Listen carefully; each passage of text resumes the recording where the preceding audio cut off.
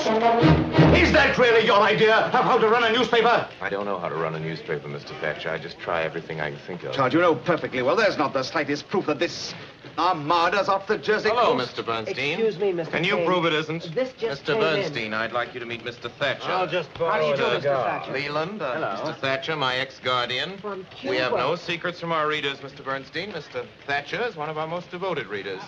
He knows what's wrong with every copy of the Inquirer since I took over. Read the cable. Girls delightful in Cuba, stop.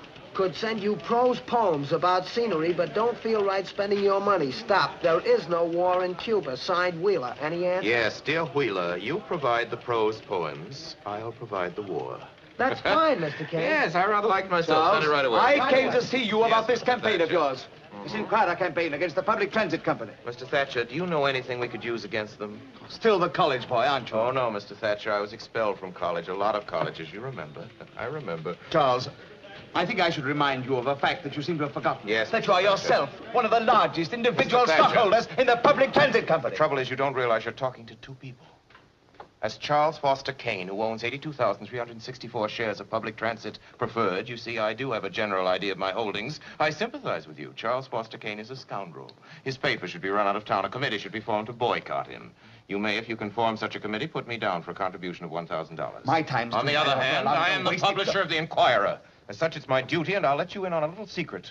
It's also my pleasure to see to it that decent, hard-working people in this community aren't robbed blind by a pack of money-mad pirates just because they haven't anybody to look after their interests. I'll let you in on another little secret, Mr. Thatcher. I think I'm the man to do it, you see. I have money and property. If I don't look after the interests of the underprivileged, maybe somebody else will.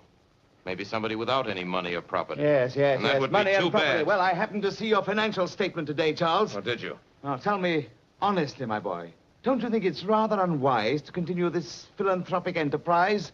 This Inquirer that's costing you $1 million a year? You're right, Mr. Thatcher. I did lose $1 million last year. I expect to lose $1 million this year. I expect to lose $1 million next year. You know, Mr. Thatcher, at the rate of $1 million a year, I'll have to close this place in 60 years.